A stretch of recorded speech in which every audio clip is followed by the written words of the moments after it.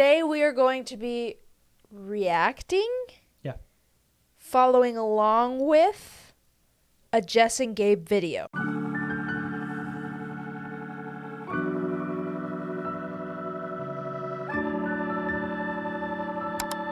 So if you don't know who Jess and Gabe are, they are a couple who does YouTube videos, social media stuff. And they came out with a video recently titled Reacting to Your Unpopular Opinions on Relationships. Before we get into this Jess and Gabe video, if you are not subscribed, just go ahead and take 2 seconds to click the button down below and subscribe. It helps us out a lot and it's free. So here we go.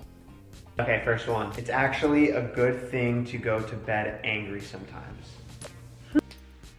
Yes. Yeah. For those of you also who don't know, Jess and Gabe are a Christian couple. So like they've talked about their beliefs in the Bible and things like that. The main reason this unpopular opinion was stated was because of that one Bible verse that says like, I think it says don't go to bed angry. Don't let something. the sun go down on your anger. Yeah, basically. Which I don't think you should take literally. I mean, I think it's fine to have arguments and kind of just let them fizzle out. I would have rephrased that. Sometimes it's a good thing to go to bed with a problem unresolved. Also, when you're tired and exhausted and then you're both upset at each other, that is literally the worst time of day to try and resolve anything. You are running on fumes and you're at the end of your fuse already. It might not be. Also, sometimes you just need to eat some food. Are you saying that to me directly, or is it general advice? Just general. Mm-hmm. Sometimes your significant other's just hangry. We'll talk about this later. There is not the one out there. Not sure if that is even unpopular anymore. So there may not be the one. 100%. 100%. There's not the one. Because if one person marries the wrong one, then there is an infinite amount of wrong ones that span off of that wrong one. What if we're just in a cycle of wrong ones? Thanks, Obama. Only one person in the entire world that you are like meant to be in a relationship with. You find that person, you're married, and something happens and they like pass away, God forbid. Like you're not just gonna then not have anyone else in the whole world that you're just like, oh, that was the one, now it's done. Okay, this is interesting because I screenshotted opposing opinions. If you have arguments every day, you should not be together. And then fighting and arguing is healthy and can show you're comfortable being honest with each other. And I think Okay. You shouldn't fight every day.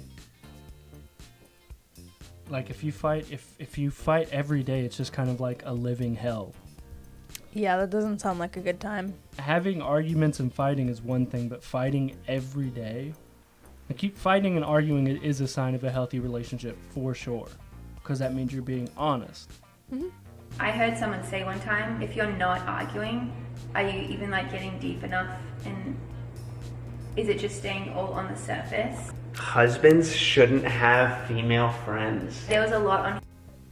This is a good one. I feel like this is a very questioned one and a very touchy subject for a lot of people.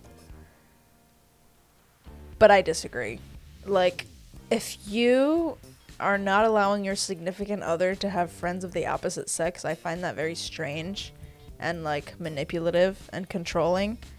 I'm not gonna get upset if a guy texts you about something, or like if whatever, even if like it's like you went out on a lunch date today with a friend, and it's like if it would have been a guy and like an old friend that you like, I just want to go catch up and just have lunch with him, it wouldn't bother me. Sure.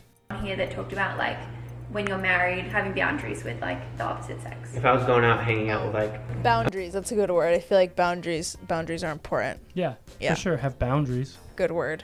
showering / bathing together is not sexy or romantic. I disagree. I mean, taking a bath together can be romantic. I don't know that I would call any of it sexy. It's water and adult time don't mix well, in my opinion. I think it doesn't even have to be a bath. Like, I think showering together can be Not sexy or romantic. I think intimate is a good word for it because I don't. Word. It depends on the scenario. Like, I would say it's like not that sexy or romantic when we're in a really tiny cramped bathroom and we can't even like go around each other to like get under the shower head. Texting all day is not toxic. You don't have to text that person constantly throughout the day. I agree. Okay. I think it really depends on where the relationship is.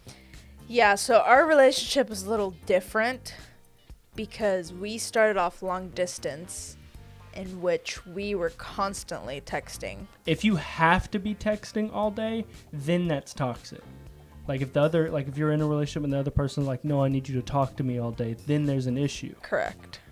But I don't think it's toxic to necessarily text all day if you just like talking to the other person. If you're texting each other all day at the expense of spending time actually like on the phone with each other and in person and bonding face to face or like voice to voice, then it's bad. Couples should always be posting each other on social media. Oops. Who cares? Post as much as you want, post as little as you want. In their case though, like they're like influencers or YouTubers, whatever you want to call them. Sure. So they need to post more often. It's like than literally their a lot job. Yeah, that's their job. So Yeah. they should post about each other and what's going on because that's how you get like followers. That's how you continue the connection that you've built. Sure. But like, it doesn't really matter either way, in my opinion. If you're just trying to put up a false front, like the relationship is good when behind closed doors it's not, then yeah, probably stop posting on social media and get your house in order. As for the last 6 years, I think there's probably couples who do post a lot of highlights, but then behind the scenes they're arguing a lot and like pretending and showing that their relationship is Pretenders. something that it's not. Getting back together with your ex isn't romantic or fate, it's toxic. I think it is. It's entirely situational. If your ex was abusive, sure. Probably toxic. Yeah. Don't get back with them. It is so dependent on the situation and on the people. If you guys would like us to do a part 2 of this, let us know because... Dude, I want to do a part 2 of this. These are good. Jess and Gabe, we want you guys to do a part 2 so we can also do a part 2. Yeah, it'd be a lot of fun. Please and thanks. Well, that wraps this up. That's a pretty fun video. Yeah. What do you guys think? Do you like this? Do you like this style of content? Should we do this more? Should we get matching microphones? If you enjoyed any part of this video, let us know. Drop a like, drop a comment, hit the subscribe button, notification, all that fun stuff. So we appreciate you. Thank you guys for watching. We're almost at 100 subs, so for those of you that have been watching since the beginning, we appreciate you. You're the real MVPs. And yeah, we will see you guys next week. Adios. Why were we silent?